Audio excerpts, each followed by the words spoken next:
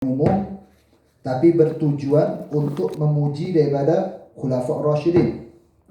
Ada hadis yang khusus, yang mana hadis tersebut dikhususkan emang untuk memuji daripada Khulafa' Rasyidin, bagaimana kita sudah baca ini.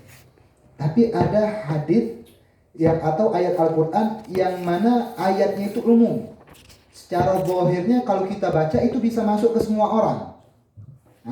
Kayak dikatakan dalam Al-Quran, ya ayyuhan nas, wahai manusia. Padahal Allah itu menghitab Nabi. Padahal Allah Subhanahu wa taala menghitab Rasulullah. Tapi di situ apa? Lafadznya umum. Seakan-akan semua manusia kena, tapi dikhususkan untuk Nabi. Nah, begitu juga dalam pujian kepada Khulafa' Rasyidin, kadang-kalanya ada pujian yang mana khusus lafadznya kepada Khulafa' Rasyidin. Seperti apa? Sebagaimana kita baca kemarin, bagaimana keutamaan Khulafa' Rasyidin dipuji oleh Rasulullah.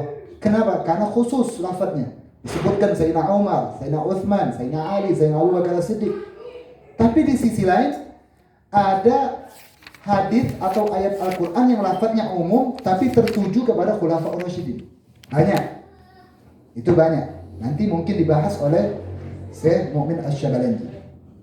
Baik. Latifatani diambil lagi dari latifatun. Atau suatu catatan penting yang istimewa, lembut sebenarnya. Artinya itu latifatun lembut. Cuman catatan yang dakik, yang penuh dengan ketelitian. Dua catatan yang penuh dengan ketelitian atau yang berfaedah. Al-ula, satu catatan yang pertama, Kila inna Umar ibn al-Khattab, Kila inna Umar ibn al-Khattab. Dikatakan atau diceritakan bahwasanya inna Umar ibn al-Khattab, sesungguhnya Sayyidina Umar ibn al-Khattab, wa Uthman ibn Affan, dan Uthman ibn Affan, semoga ridha Allah Subhanahu wa taala, radhiyallahu anhuma, semoga ridha Allah Subhanahu wa taala terliputi di dalam keduanya. Kana fi ba'di ashghalin nabi, kana fi ba'di ashghalin nabi sallallahu alaihi wasallam. Karena itu bermakna apa? Al-madi, yaitu telah berlalu. Seakan-akan apa? Diceritakan bahwasanya dulu Sayyidina Umar sama Sayyidina Uthman fi ba'di asghalin nabi, di sebagian kesibukan Nabi SAW. Jadi Sayyidina Umar sama Sayyidina Utsman bin Affan dulu itu pernah mendapatkan kesibukan Nabi SAW.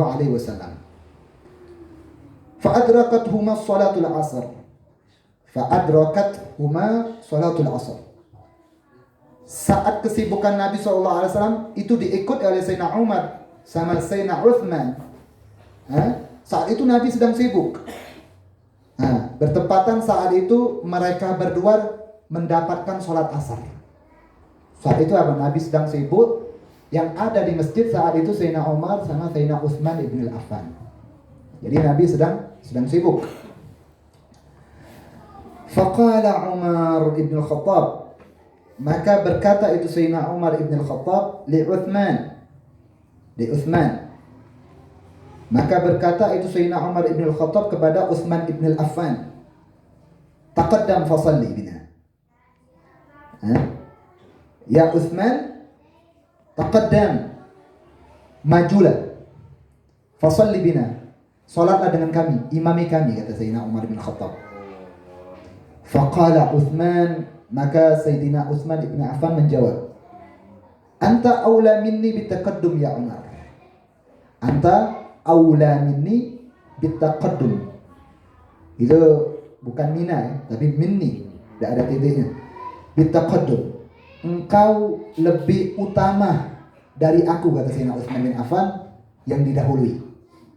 Engkau itu lebih didahului daripada aku, katanya, yang lebih layak. Kenapa? Karena engkau khalifah yang kedua, kata Sayyidina Utsman bin Affan. Bakalan calon khalifah yang kedua, ya. Fa inna Rasul sallallahu alaihi wasallam qaddamaka, karena fa-nya itu li ta'lil, alasannya Fa inna Rasulullah sallallahu alaihi wasallam qaddamaka. Karena Rasul sallallahu alaihi wasallam itu selalu mendahului engkau. Wa athna alaik, dan beliau Rasul sallallahu alaihi wasallam selalu memuji kepada engkau ya Umar. Kata Sayyidina Utsman bin Affan ya.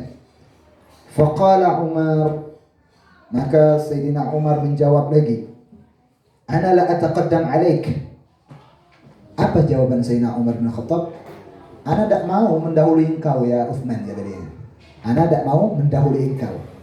Fa inni sami'tu Rasulullah sallallahu alaihi wasallam yaqul. Karena aku pernah mendengar Nabi sallallahu alaihi wasallam bersabda, ni'mar rajul Utsman sihri. Sebaik-baiknya laki-laki yaitu Sayyidina Utsman sihri, menantu laki-lakiku, kata Rasulullah. Sihri itu menantu laki-laki. Wa zawju ibnati, dan sebaik-baiknya laki-laki yaitu engkau Sayyidina Utsman, karena engkau adalah suami daripada anakku, katanya. Wa man jama'allahu bin nuri, dan engkau adalah orang yang Allah kumpulkan di dalam diri engkau cahayaku, kata Nabi sallallahu alaihi wasallam. Baik.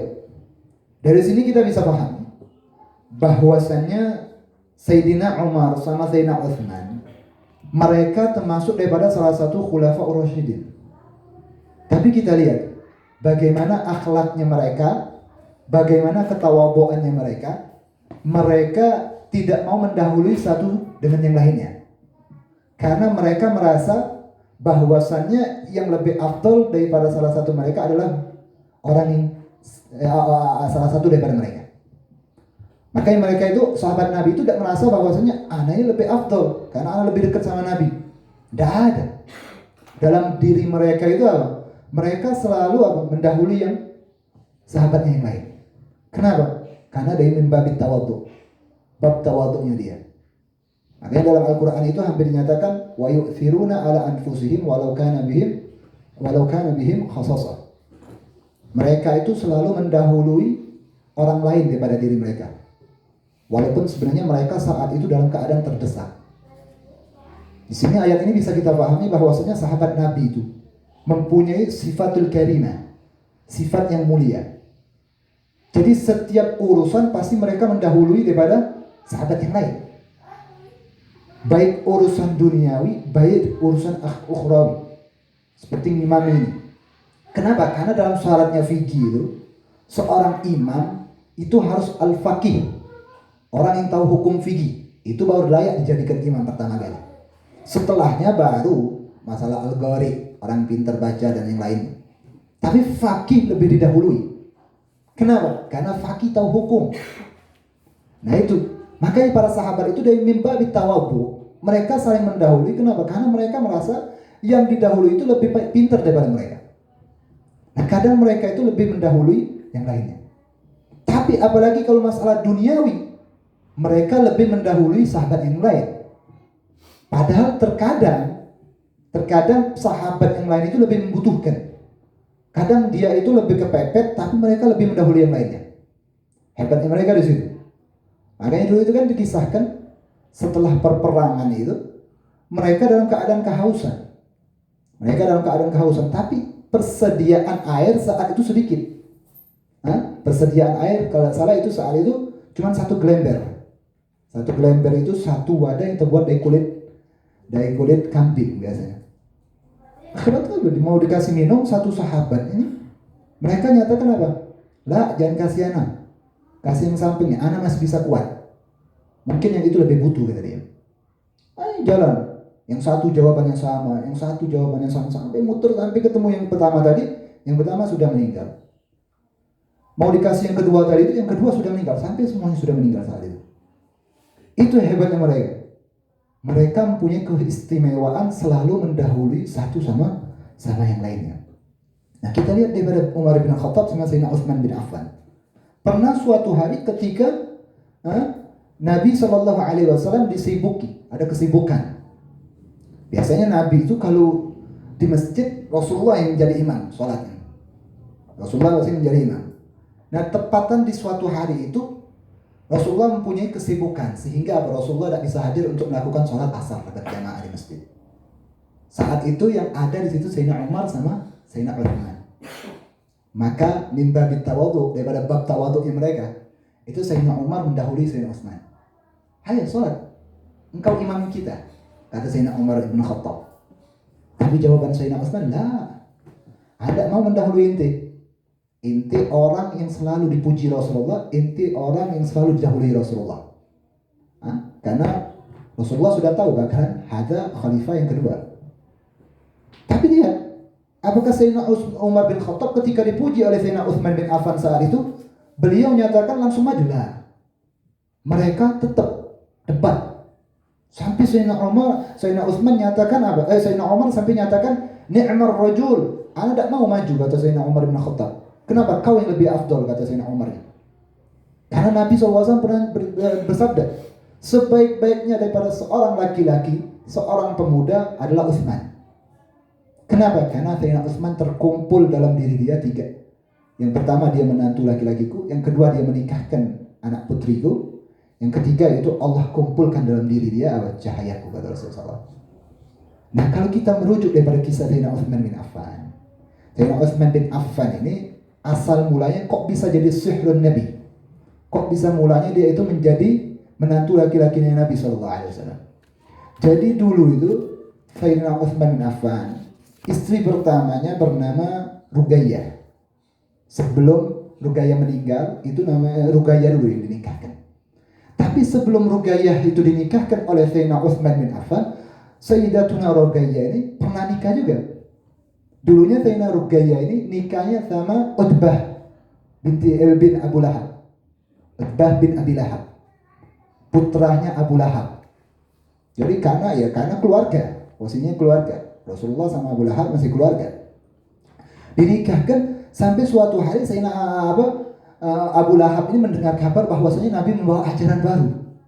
Murka, marah ini Abu Lahab. Sampai Abu Lahab menyatakan kepada anaknya Utbah tersebut, "Tallikha." Ceraikan Ruqayyah itu. Aku tidak mau. Aku tidak mau ada hubungan sama Muhammad, kata dia. Akhirnya apa? Panjang cerita, singkat cerita, diceraikan oleh Utbah bin Abi Lahab. Sampai akhirat itu apa? Mendengar kabar bahwasanya Sayyidatuna Ruqayyah diceraikan, di situ Sayyidina Utsman bin Affan maju. Saat itu Sayyidina Utsman bin Affan mendatangi Rasul sallallahu alaihi wasallam, "Ya Rasulullah, aku pengen menikahi putrimu Sayyidatuna Ruqayyah." Sampai Nabi saat itu wala yataraddad. Nabi tidak ragu saat itu. Langsung diterima Nabi dan dinikahkan oleh Nabi sallallahu alaihi wasallam. Karena Nabi tahu Sayyidina Utsman bin Affan ini adalah orang yang al-aqil, orang yang cerdas, juga orang yang punya pendirian tegas. Sampai dinikahi oleh Nabi sallallahu alaihi wasallam. Akhirnya itu berkumpul sampai akhirnya itu perang Uhud. Di pertengahan perang Uhud, di situ Sayyidina Utsman bin Affan mendengar kabar bahwasanya Sayyidatuna Ruqayyah jatuh sakit. Sampai ketika mau berperang itu Nabi SAW nyatakan diberhentikan oleh Nabi. "Ya Utsman, pulang," kata Nabi SAW. Nah di sini orang ini dalilnya orang Syiah. Orang Syiah nyatakan apa? Sayyidina Utsman itu ketika perangan Uhud dia melarikan diri katanya. Padahal enggak. Sayyidina Utsman bin Affan saat itu di pertengahan perang, tapi Nabi yang perintahkan. "Ya Utsman, pulang," kata Nabi SAW. "Jaga Ruqayyah, fatabibha." Obat itu Ruqayyah. Rawat Ruqayyah. Sampai akhirnya itu dipulang Sayyidina Utsman bin Affan dirawat, dan akhirnya itu Nabi pulang dari perang Uhud dengar kabar bahwasanya Sayyidatuna Ruqayyah sudah meninggal. Sedih Nabi. Nabi sedih saat itu, wadufinat, dan Nabi juga yang saat itu sudah menguburi daripada Sayyidatuna Ruqayyah. Akhirnya itu singkat cerita, setelah meninggalnya Sayyidatuna Ruqayyah, Nabi nikahkan lagi dengan Ummu Kulthum. Itu Nabi nikahkan Ummu Kulthum, dan saat itu Ummu Kulthum meninggal duluan daripada Sayyidina Utsman bin Affan. Ada makanya Sayyidina Utsman bin Affan dinyatakan Dzunurain, orang memiliki 2 cahaya. Siapa 2 cahaya itu? Putrinya Nabi. Satu Ruqayyah, yang kedua yaitu Ummu Kulthum. Dinikahkan oleh Sayyidina Utsman bin Affan. Itu keutamaan Sayyidina Utsman bin Affan di situ. Sebenarnya banyak pengorbanan Sayyidina Utsman bin Affan itu banyaknya. Faqala Utsman, "Ana la ataqaddam 'alaik." Faqala Utsmanu, ana la ataqaddam 'alaika fa inni sami'tu Rasulullah sallallahu alaihi wasallam yaqul Umar akmalallahu bihi al-Islam. Saat itu apa? Ketika Sayyidina Umar puji Sayyidina Utsman, di situ Sayyidina Utsman juga tidak mau berhenti. Tetap dengan pujian Sayyidina Umar tidak goyah ini. Masih tetap ngeyel. Dan Utsman nyatakan apa? Ana tidak mau ana jadi imam. Ana tidak mau mendahului antum katanya. Fa ini sami'tu Rasulullah, karena aku pernah mendengar Nabi sallallahu alaihi wasallam bersabda, Umar akmalallahu bihil Islam. Umar adalah orang yang Allah sempurnakan agama Islam dengan sebab adanya Umar. Dengan sebab adanya Umar, agama Islam menjadi sempurna. Faqala Umar, maka Sayyidina Umar berkata lagi, Ana la ataqaddamu alaik fa inni sami'tu Rasulullah sallallahu alaihi wasallam yaqulu fa inni sami'tu Rasulullah sallallahu alaihi wasallam yaqulu. Apa jawaban Sayyidina Umar? Ana la ataqaddam alaik. Tetap ana tak mau mendahului engkau wahai Utsman. Fa inni sami'tu Rasulullah. Karena aku mendengar Nabi sallallahu alaihi wasallam bersabda, yaqulu bersabda, Utsmanu tastahi minhul malaika. Utsman adalah orang yang bisa membuat malaikat itu malu. Yang malaikat itu malu dengan Utsman bin Affan. Hebatnya situ. Sayyidina Utsman itu adalah orang yang malaikat itu bisa malu. Padahal malaikat ini mempunyai kedudukan tinggi. Malaikat itu tidak membedakan satu sama yang lainnya. Tapi khusus daripada Sayyidina Utsman bin Affan, itu malaikat malu sama dia. Mau ketemu sama Sayyidina Utsman itu malu. Karena daripada tawadhu'nya dia, wakornya dia, wibawahnya dia. Terus juga al-akil, orangnya dermawan, berakal, cerdas. Malaikat malu Sayyidina Utsman bin Affan. Makanya dulu pernah dikisahkan apa? Suatu hari ada Nabi Shallallahu Alaihi Wasallam ketika dia itu mau berwudu. Saat itu ada birkah kayak kolam gitu. Nabi saat itu ketika mau turun di kolam itu apa? Nabi angkat bajunya, tapi tak buka aurat, diangkat aja biasa. Kalau kita itu diangkat sambil sini biasanya. Ada Nabi seperti itu. Sampai akhir itu ada man yaqra' bab. Ada orang yang ngetuk pintu. Assalamualaikum. Akhirnya itu dikatakan, man fil bab, siapa yang di belakang pintu? Siapa yang ngetok pintu? Ana Abu Bakar Siddiq. Aku Abu Bakar Siddiq. Maka sahabat yang di dalam mengabari kepada Nabi, ya Rasulullah, ada Abu Bakar Siddiq. Udkhulu. Suruh masuk Sayyidina Abu Bakar Siddiq. Tapi Nabi tetap masih dalam keadaan mengangkat pakaiannya tersebut. Sampai akhirnya itu Sayyidina Umar bin Khattab masuk juga. Tetap Nabi dalam keadaan itu. Sampai akhirnya terakhir itu apa? Sayyidina Utsman. Sayyidina Utsman ngetok pintu. Siapa yang ada di belakang pintu? Utsman. Maka ketika Utsman masuk, itu Nabi turun bajunya. Seraya para sahabat bingung. Sayyidina Abu Bakar bingung. Sayyidina Umar bingung. Ya Rasulullah, ketika kami masuk, engkau tetap masih dalam keadaan mengangkat pakaiannya engkau. Cuman kenapa ketika Utsman masuk, engkau turunkan? Apa jawaban Nabi? Ketahuilah bahwasanya aku malu, kata dia. Bagaimana aku tidak malu, katanya. Sedangkan para malaikat aja malu dengan Sayyidina Utsman bin Affan, kata Nabi sallallahu alaihi wasallam. Nah, dari situ apa? Dikenal hadis bahwasanya apa? Utsman tastahi minhul malaika. Itu asal usulnya apa? Hadis tersebut ya. Faqala Utsman, maka Sayyidina Utsman bin Affan menjawab, Ana la ataqaddam alaika, aku tidak mau mendahului engkau ya Umar. Masih sama, masih ngeyel ya, tetap berdebat. Fa inni sami'tu Rasulullah sallallahu alaihi wasallam yaqul, karena aku mendengar Rasul sallallahu alaihi wasallam bersabda, Umar akmalallahu bihi ad-din. Umaru akmalallahu bihi ad-dina wa azza bihi al-muslimina. Nabi SAW bersabda, Umar adalah orang yang Allah sempurnakan agama dengan sebab adanya Umar.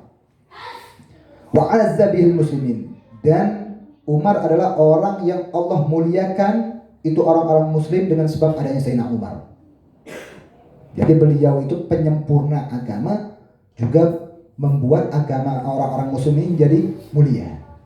Makanya itu kan ketika sebelum Islamnya Sayyidina Umar bin Khattab, di situ apa, Nabi itu masih sering dijajah, sering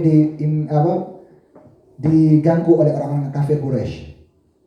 Sampai Nabi itu ya disiksa kadang orang kafir Quraisy. Walaupun saat itu Nabi mempunyai paman Sayyidina Hamzah, tapi tetap orang kafir sebagian masih berani. Kenapa? Karena mereka merasa Umar masih sama kami.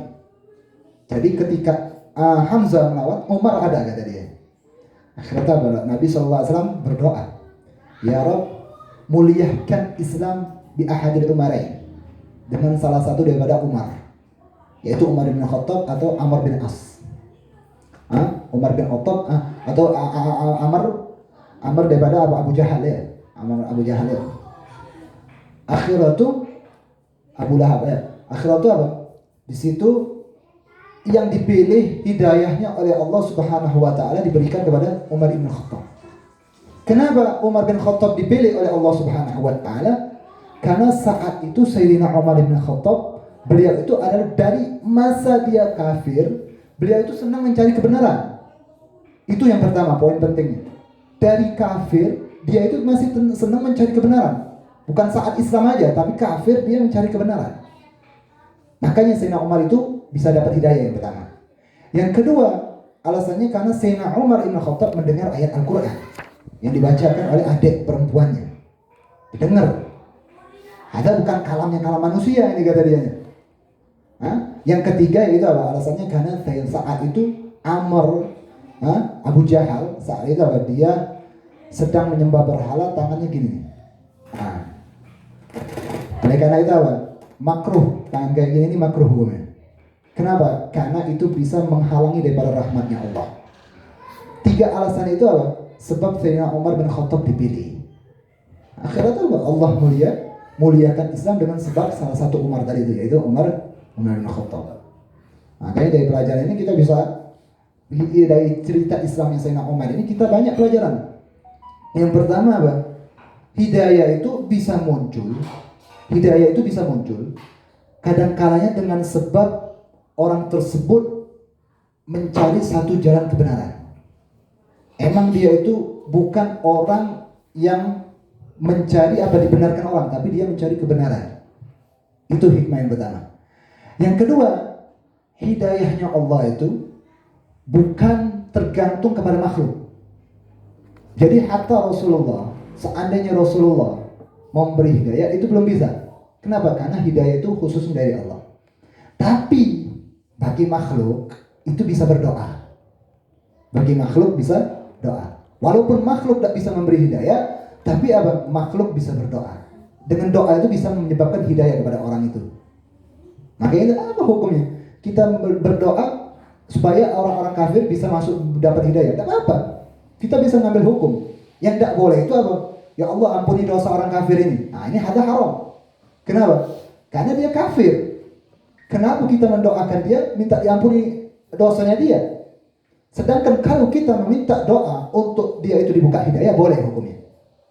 Dari mana? Ya ini Nabi SAW menyatakan apa? Allahumma a'idzal Islam bi ahli umarain. Muliakan Islam dengan salah satu 2 Umar. Kan akhir itu muncul di situ. Nah, doa itu apa? Doa itu adalah silahul mukmin. Alatnya orang mukmin. Sampai Nabi SAW menyatakan apa? Seandainya ada yang bisa merubah daripada takdir, itu doa yang bisa merubah takdir, kata Nabi SAW. Itu doa ya. Makanya itu kita bisa fahami daripada cerita itu di situ. Faqala Umar, Sayyidina Umar tetap ngeyel. Beliau menyatakan, Ana la ataqaddam alaik.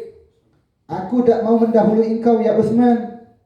Fa inni sami'tu Rasulullah sallallahu alaihi wasallam yaqul. Karena aku mendengar Nabi sallallahu alaihi wasallam bersabda, Utsman jama'al Qur'an wa huwa habibur rahman. Apa sabda Nabi sallallahu alaihi wasallam? Utsman jama'al Qur'an. Utsman adalah orang yang mengumpulkan Al-Qur'an. Wa huwa habibur rahman. Sedangkan dia adalah kekasih Allah Subhanahu wa taala. Nah di sini Nabi SAW puji Sayyidina Utsman, orang yang mengumpulkan Al-Quran. Padahal masanya itu belum sempat banget. Sayyidina Utsman itu mengumpulkan Al-Quran ketika di masa khalifahnya beliau di tahun 15 Hijriah. Itu sudah Nabi sih. 15 Hijriah. Saat itu pertama kali saat itu orang yang memegang mushaf. Yaitu Abu Bakar As-Siddiq.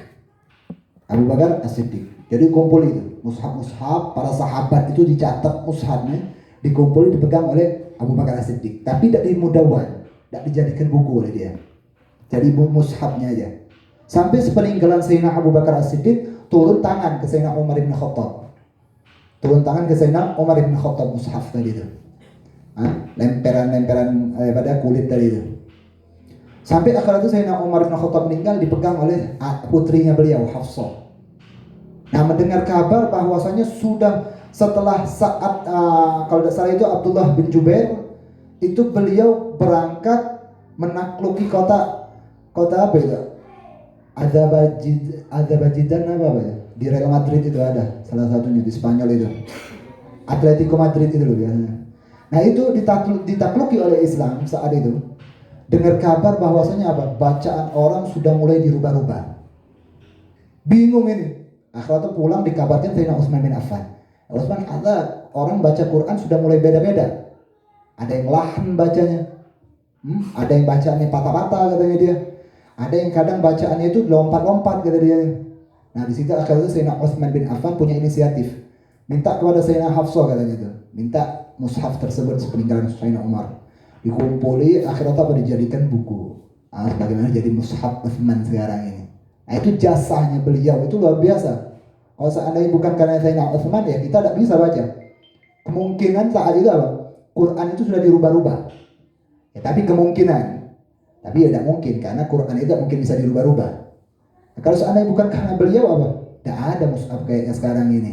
Nah, itu pengorbanan dia. Makanya Nabi itu sudah mengkasofkan bahwa Sayyidina Utsman ini adalah orang yang mengumpuli Al-Quran. Bahwa Habibur Rahman sedangkan dia adalah kekasihnya Ar-Rahman itu Allah, Maha Pengasih ya, Maha Penyayang. Faqala Utsman, maka Sayyidina Utsman tetap berkata, "Ana la ataqaddam 'alaik fa inni sami'tu Rasulullah sallallahu alaihi wasallam yaqul ni'mar rajul Umar yatafaqqad al-aramil wal aitama wa yahmilu lahum at-ta'ama wa hum niyamun." Saat itu Sayyidina Utsman tetap ngeyel. Dia nyatakan, aku tidak mau jadi imam. Aku tidak mau mendahului engkau ya Umar. Kenapa?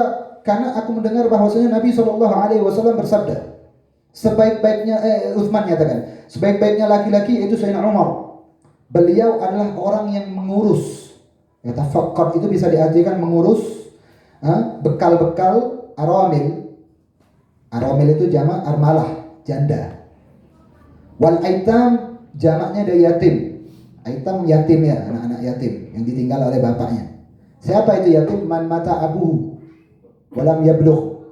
Orang yang mati ayahnya sedangkan dia belum sampai umur balik.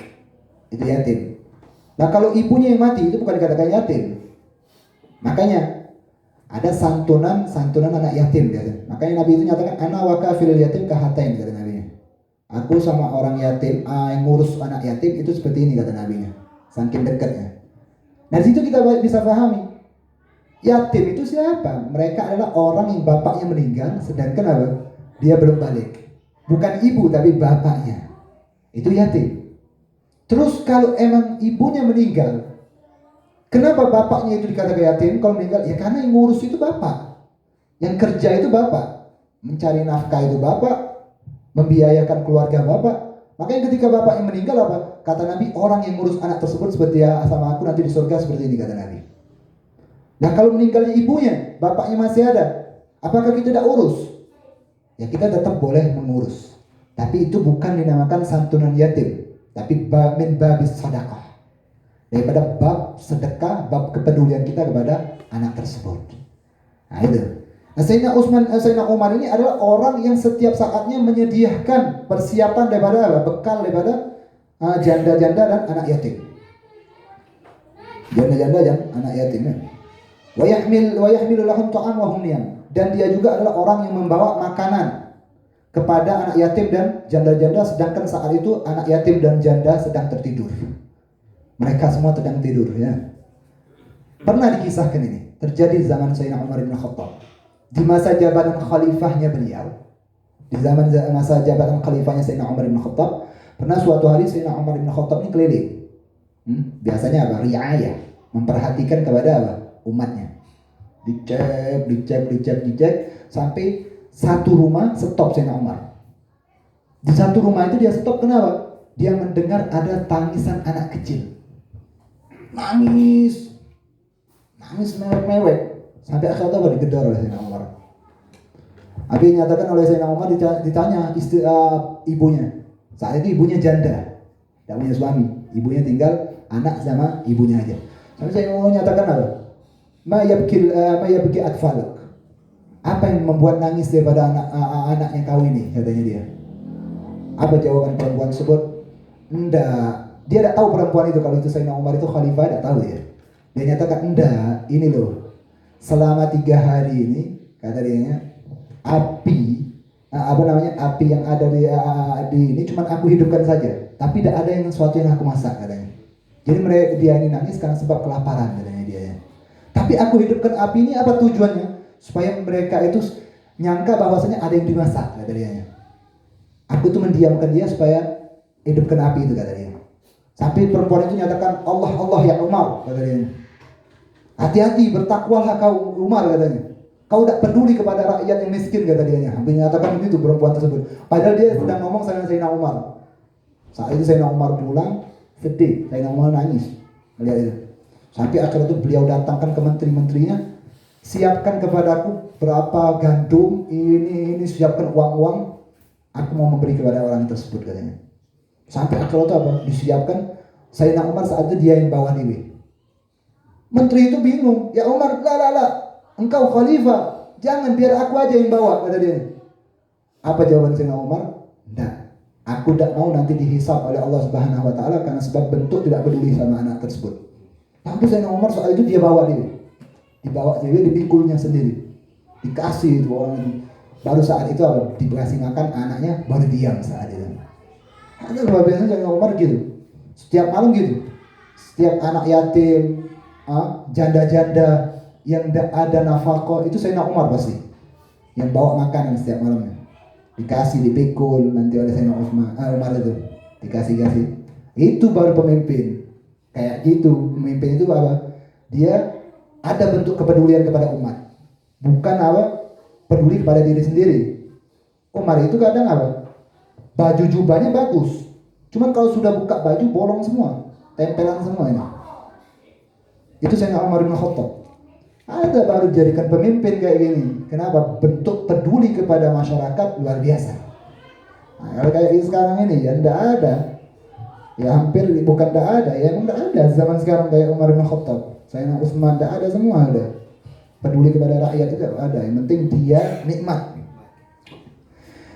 Wa qala Umar radhiyallahu anhu, ana la ataqaddam 'alaik fa inni sami'tu Rasulullah sallallahu alaihi wasallam yaqul fi haqqik. Faqala Umar, maka Sayyidina Umar menjawab lagi, radhiyallahu an, semoga Allah meridhai Sayyidina Umar, ana la ataqaddam 'alaik, aku tidak mau mendahului engkau ya Utsman. Fa inni sami'tu Rasulullah sallallahu alaihi wasallam yaqul fi haqqik, karena aku mendengar bahwasanya Nabi sallallahu alaihi wasallam bersabda di dalam diri engkau, mensifati diri engkau. Ghafarallahu li Utsman muhjizul jais al-usrah. Semoga Allah Subhanahu wa taala mengampuni Utsman, orang yang muhjiz. Mujhiz ya, mujahiz. Jahaza yujahidu. Mujahiz itu adalah orang yang menyediakan. Mujahizul jais al-usrah. Semoga Allah Subhanahu wa taala mengampuni Sayyidina Utsman, orang yang memberi bekal atau menyediakan pasukan-pasukan al-usrah, perperangan Tabuk. Al-usrah itu peperangan Tabuk. Jadi Nabi SAW pernah bersabda gini. Nabi nyatakan orang yang mujahiz jais al-usrah, dakhalal jannah kata Nabi. Itu sebelum Sayyidina Utsman mengeluarkan harta-hartanya untuk bekal perangan Tabuk. Itu Nabi nyatakan seperti itu. Siapa orang yang menyiapkan perbekalan untuk peperangan Tabuk kata Nabinya, dakhalal jannah kata Nabi. Ketika mendengar itu, Sayyidina Utsman langsung hartanya dikasih. Uang berapa 1000 dinar kalau salah itu saat itu. Banyak, 1 dinar itu sudah emas, uang dinar. Dikasihkan untuk persiapan bekal perang Tabuk. Bukan itu saja, dikasih juga kendaraan. Kuda-kuda dikasih oleh Sayyidina Utsman tersebut. Sampai saat itu selesai Sayyidina Utsman memberi tersebut, Nabi nyatakan madorra ba'da hadza kata Nabi. Ya Utsman, engkau tidak akan terkena suatu bahaya setelah ini katanya Nabi. Engkau tidak mungkin terkena suatu kebahayaan setelah ini. Tidak ada orang yang bakal ganggu engkau setelah ini. Kalau ada, nah itu termasuk orang-orang yang munafik. Makanya kan ketika Sayyidina Utsman mau dibunuh saat itu oleh orang-orang Baghi.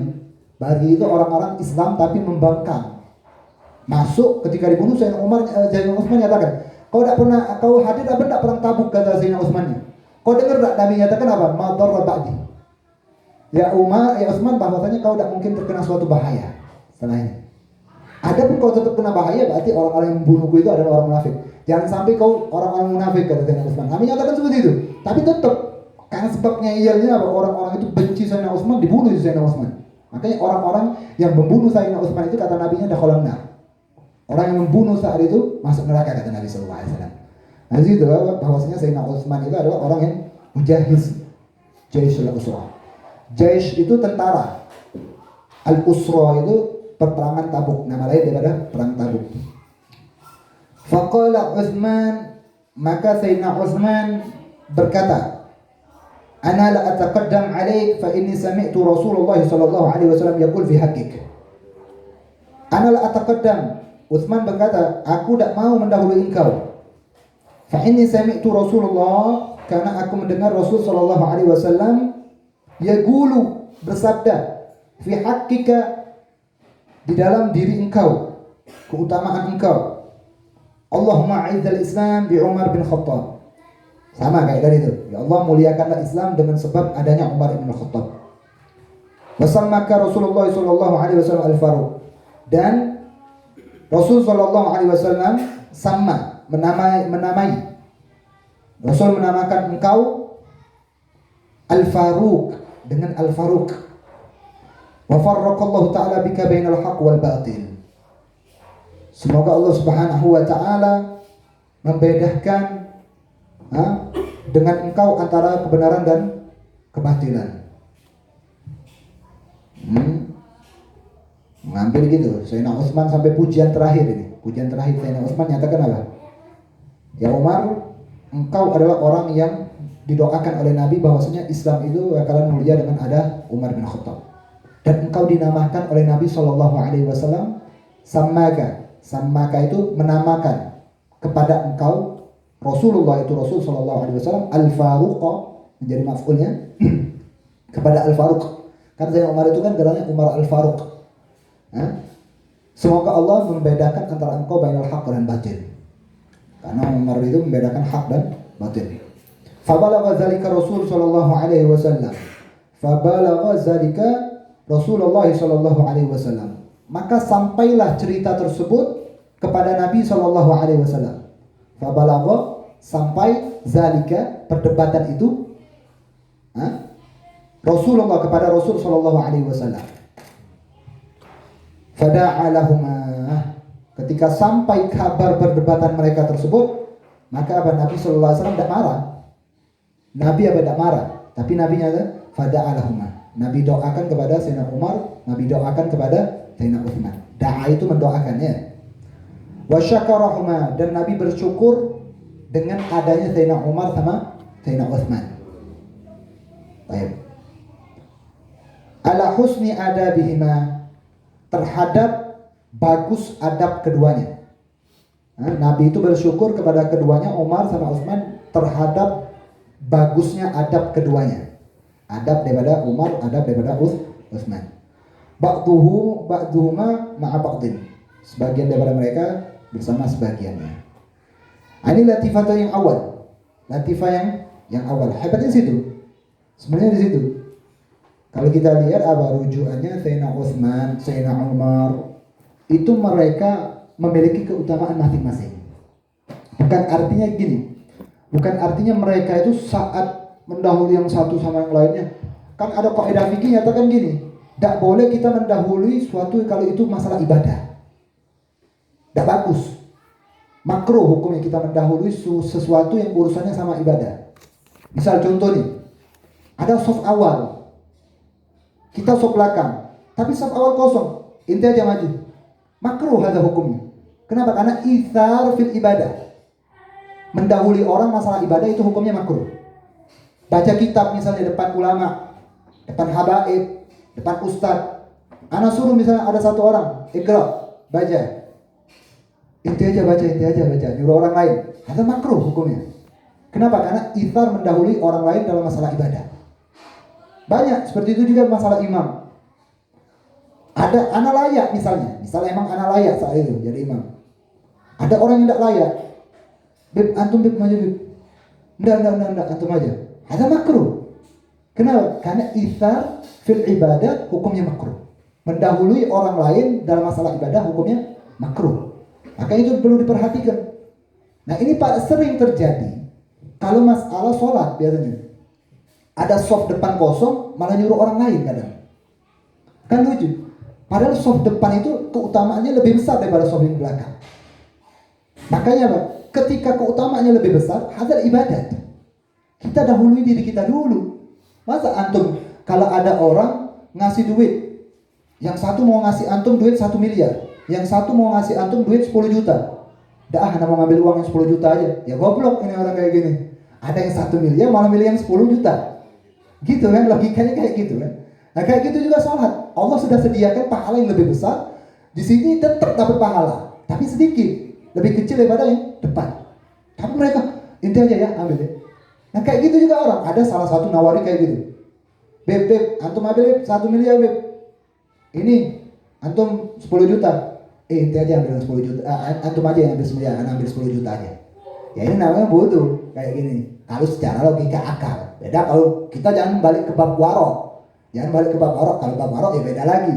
Itu urusan belakang. Tapi kalau secara logika, ada orang yang kayak gini adalah orang-orang yang tidak berakal. Orang yang tidak berakal. Nah gitu.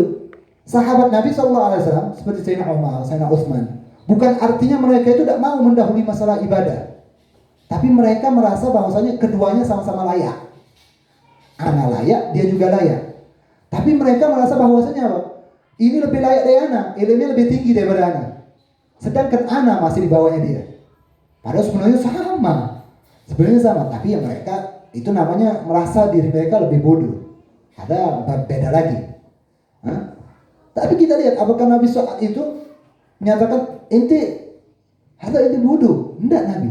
Tapi Nabi malah memuji, bahkan Nabi mendoakan mereka berdua. Hebatnya di situ kan, para sahabat itu kan. Nah itu keutamaan daripada Umar sama Sayyidina Utsman. Sampai diceritakan semua itu keutamaan mereka. Sebenarnya mereka mempunyai daripada apa? Keistimewaan masing-masing. Mazayah mereka itu punya. Mazayah itu keistimewaan. Mereka itu ya ada masing-masing keistimewaan. Tapi ya itu tetap apa? Mereka mendahului daripada yang lainnya karena mereka merasa bahwasanya diri mereka tidak layak. Mereka merasa diri mereka tidak layak. Nah kita bisa ambil daripada cerita ini, bab tawadhu itu bagus. Tawadhu itu bagus. Akhlak itu lebih didahulukan. Tapi jangan berarti ketika akhlak lebih didahulukan, ilmu kita tinggal. Nah, kita lihat Sayyidina Umar, Sayyidina Utsman, mereka kan akhlak ada. Ini membabit tawadhu. Tapi juga memberi pelajaran keutamaan mereka, saling memuji keutamaan mereka.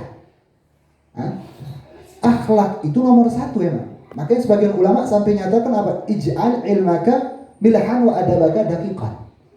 Jadikan ilmu kamu itu seperti umpama garam. Adab kamu itu seperti umpama tepung. Orang kalau masak itu banyak tepung dari garamnya.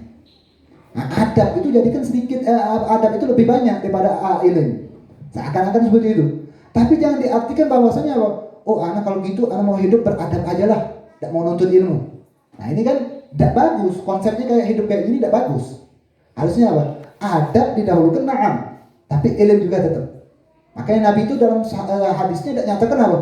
Oh, orang beradab aja ya, gitu. Enggak, Nabi nyatakan man yazdada ilman, walam yazdad huda, lam yazdad minallahi la bu'dan. Orang yang dia bertambah ilmu, kata Nabi, tapi tidak bertambah petunjuk dari Allah, tidak tambah adab sama Allah, bukannya dia lebih dekat kepada Allah, bahkan lebih jauh kepada Allah saat itu. Nah, tapi Nabi nyatakan apa? Manis dada ilman, bertambah ilmu, kata Nabi SAW. Artinya Nabi juga menganjurkan untuk tetap cari ilmu. Nah, jangan diartikan apa? Oh, dari kisah ini kita lebih dahulukan adab aja lah. Kita tawadhu sama orang ya. Nah, tawadhu itu bisa di tempat-tempat masing-masing. Tawadhu itu ada tempat-tempatnya. Oh, anak tawadhu sama orang-orang alim, ada bagus. Anak tawadhu sama orang-orang yang dia itu tuh lebih mulia dari anak-anak masa, bagus. Cuman kalau tawadhu sama orang kufar misalnya, orang kafir, kita tawadhu, anak tawadhu aja lah sama orang kafir terus anak toleransi sama mereka, anak ucapkan Natal karena sebab tawadhunya anak. Ini bodoh. Tawadhu boleh, tapi bodoh jangan. Gitu kan? Kan sekarang kan bentar lagi bakalan ada Natal. Gitu. Kadang orang beranggapan ada toleransi. Saking toleransinya nih ya, mereka mereka menggabungkan agama mereka sama agama orang kafir. Kenapa anak sama orang kafir itu harus beradab, sama orang kafir itu harus berakhlak kita. Dengan akhlak kita ucapkan Natal juga, kata dianya. Karena toleransi, tidak bisa. Allah nyatakan lakum dinukum waliyadin. Agama mereka, agamaku, agamaku. Jangan jadi seperti itu. Kita sama saja seperti pluralisme seperti itu, menggabungkan agama sama agama dia. Tidak boleh dalam syariat. Ini bukan toleransi, ini namanya apa? Toleransi, ketololan namanya. Ada orang kebodohan. Nah, jangan sampai menjadi orang seperti itu. Adab boleh, tapi bodoh jangan. Adab boleh, jangan bodoh. Nah, itu kalau orang sudah tidak punya ilmu seperti itu. Mereka beradab sama orang kafir, mereka mengikuti toleransi. Saking berlebih toleransinya mereka mengucapkan sama Natal.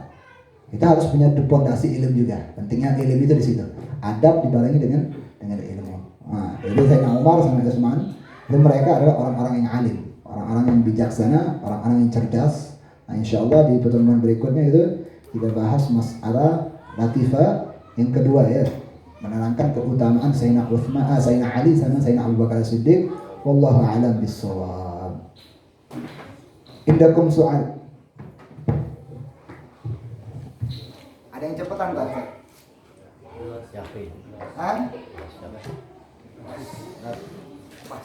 Pas lah, kita turun nih dari ininya lah. Metodenya lah. Main itu cepetan. Ayo. Indakum soal. Nako. Nanya sama Bib. Iya nih Bib, ada soal ini apa? Setelah ini masalah Khulafaur Rasyidin ya. Setelah peninggalnya Sayyidina Ali kan kekhalifahan diganti Sayyidina Hasan ya. Apakah Sayyidina Hasan termasuk Khulafaur Rasyidin apa gimana? Sedangkan Sayyidina Hasan kan dipilih secara musyawarah dan sah gitu Bib. Masalah khalifah itu dihitung setelah peninggalan Nabi itu 30 tahun sempurna. Nah, kalau kita totalkan semuanya dari zaman Sayyidina Abu Bakar, Sayyidina Utsman, Sayyidina Umar, Sayyidina Ali, itu kurang masih. Bisa sempurna itu ketika diangkatnya Sayyidina Hasan. Tapi dalam pengangkatan bai'atnya Sayyidina Hasan, itu mereka itu banyak khilaf antara ulama. Sebagian ada yang nyatakan yang baiat mereka itu bukan ahli Mekah, tapi penduduk lain yang baiat dia saat itu. Tapi tetap kalau kita merujuk dari hadis Nabi SAW, itu Sayyidina Hasan beliau termasuk daripada khilafah di zaman khilafah walaupun sebentar saat itu. Tapi Khulafaur Rasyidin yang dimaksud oleh Nabi ada arba'ah. Khulafaur Rasyidin al-arba'ah. Adapun Sayyidina Hasan itu dimasukkan pertengahan atau zamannya fatrah. Kayak zaman Nabi Sallallahu Alaihi Wasallam itu, sebelum diutusnya Nabi menjadi Nabi itu fatrah, zaman kosong. Orang saat itu pasti masuk surganya. Nah ini Sayyidina Hasan ini karena sebab kepepet saat itu. Akhirnya itu tapi diambil lagi oleh orang-orang yang salah menggunakan saat itu. Nah setelah Sayyidina Hasan itu bukan zaman khilafah lagi, tapi itu namanya apa? Muluk, kekerajaan sudah jatuhnya.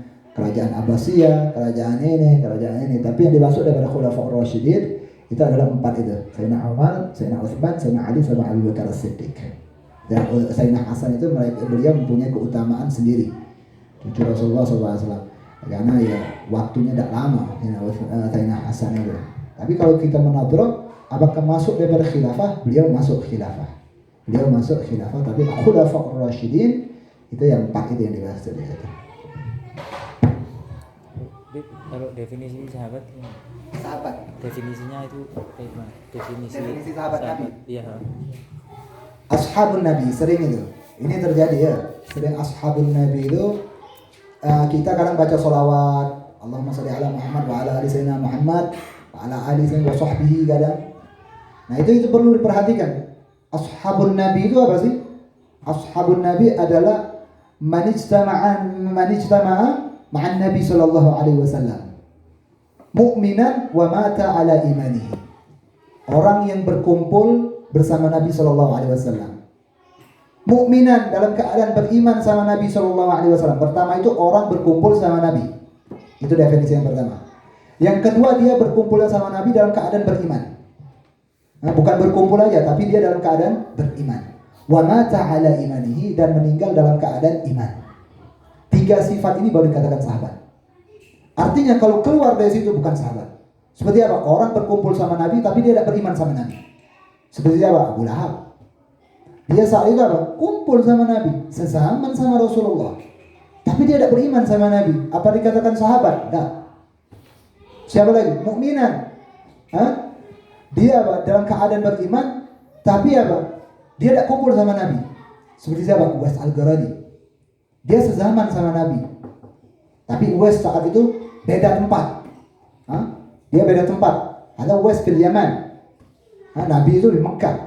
Tapi Uwais itu dia sezaman sama Nabi, beriman bahkan sama Nabi Muhammad, tapi dia tidak kumpul sama Nabi. Dia itu setiap harinya sibuk ngurusi ibunya, berbakti sama ibunya. Tapi walaupun dia bukan dikatakan sahabat, Nabi memuji dia. Ada Uwais dimintakan doa, bahkan disuruh minta doa. Dan Abu Bakar disuruh minta doa sama Uwais Al-Qarani. Dia iman sama Nabi tapi tidak berkumpul sama Nabi, bukan sahabat. Ada juga yang dia itu kumpul sama Nabi. Awalnya kumpul sama Nabi, beriman sama Nabi, tapi matinya dalam keadaan kufur. Na'udzubillah. Ada itu. Para sahabat yang seperti itu ada. Bukan para sahabat, zaman Rasulullah ada. Dulu tuh iman sama Nabi karena kemunafikan mereka mati dalam keadaan apa? Kufur. Ada, bukan sahabat. Bukan termasuk daripada sahabatun Nabi. Sahabatun Nabi ketika dia memiliki 3 sifat itu dikatakan sahabat Nabi sallallahu alaihi wasallam. Kalau yang suul khatimah itu kayak misalkan Sa'labah itu bisa dikategorikan sahabat. Iya, itu kan maksudnya meninggalnya kan tetap Islam ya. Tapi kan meninggalnya ada. Sa'labah itu yang dia itu apa? Minta doa sama Nabi sallallahu alaihi wasallam, minta kaya. Iya. Minta kaya. Padahal Nabi sallallahu alaihi wasallam sudah nyatakan apa? Ya Sa'labah jangan. Engkau belum siap, kata Rasulullah. Sampai Sa'labah nyatakan, ya Rasulullah, aku minta kaya. Aku janji kalau aku kaya aku bakalan gini sedekah gini. Atau omongan orang gitu kan. Biasanya orang itu gitu. Ya Allah kalau aku kaya aku bakalan sedekah gini. Sa'labah dulu seperti itu, sahabat Nabi. Sampai Nabi nyatakan jangan, sabar ya Sa'labah. Sabar kata Nabinya, mending kau kayak sekarang aja, kau tetap kumpul sama aku, kata Rasulullah. Enggak ya Rasulullah, aku janji aku bakalan sedekah, aku bakalan hadir, aku bakalan gini, aku bakalan zakat gini, kata dia. Ya khair. Ada Rasulullah doa. Minta kayakan Sa'labah. Saat itu apa? Dia mempunyai keistimewaan. Ada gembalaan kambing. Saat itu lahirnya kambingnya beda sama lahirnya kambing orang lain. Orang lain biasanya lahirnya 2 nanti. Ini enggak, Sa'labah nanti lahirnya 10 langsung. Jadi mempunyai keistimewaan. Sampai bingung dia. Sampai dia bingung itu ngurus kambingnya mulai ditinggal sholat berjamaah. Cuman bisa sholat asar sama sholat subuh aja. Kalau tuh mulai sibuk lagi, mulai lima waktu ditinggal oleh dia. Cuman sholat Jumat aja. Hadir sholat Jumat. Sampai akhirnya itu tetap kambing ini lebih banyak sampai bingung dia ngurusinnya. Mulai Jumat ditinggal oleh dia. Sampai akhirnya itu Nabi ngutus kepada para sahabat untuk minta zakat. Mintai orang-orang kaya zakat kata Nabi SAW. Didatangi satu ngasih zakat. Ada satu lagi. Saat datang kepada Sa'labah, ya Sa'labah, Rasulullah memerintahkan aku untuk mengambil zakat yang kau.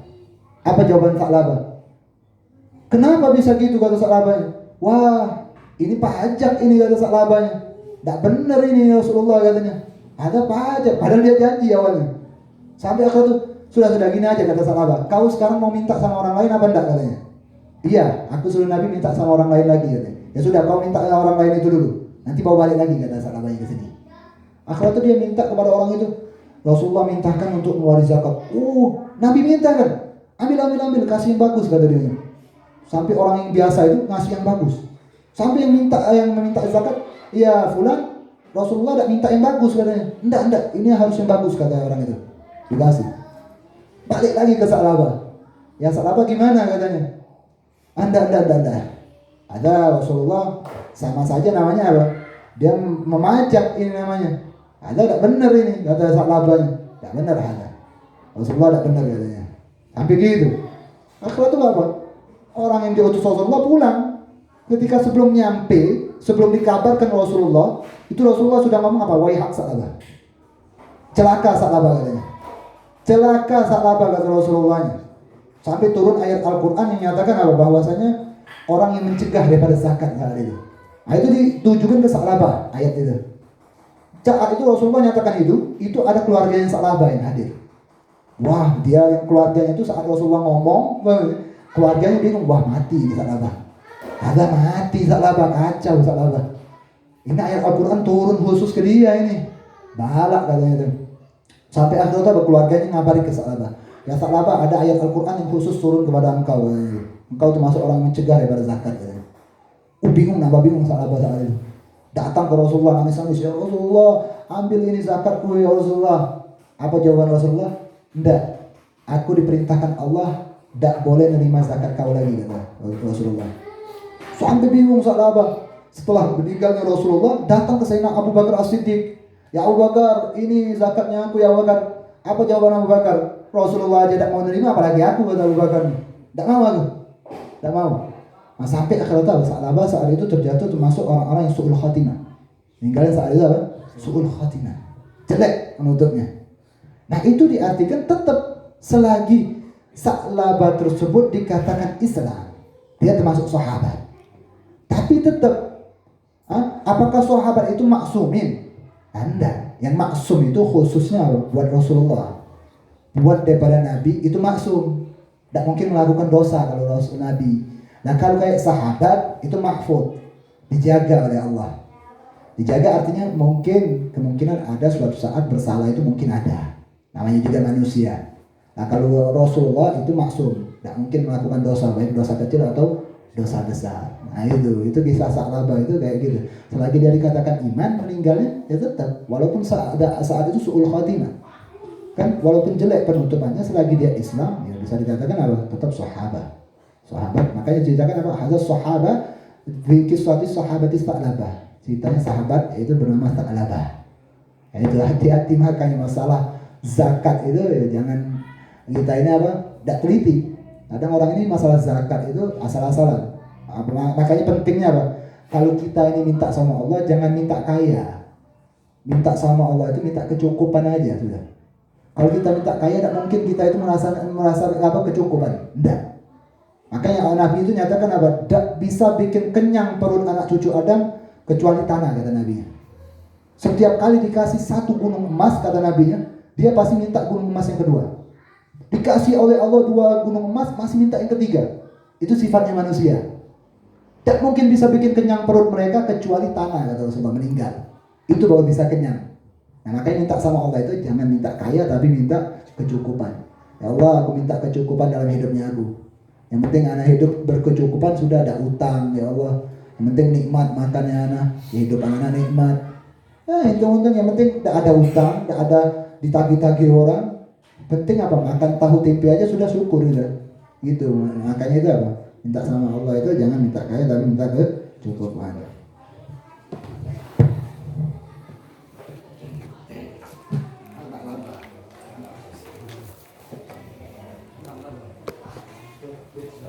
Alas. Alas.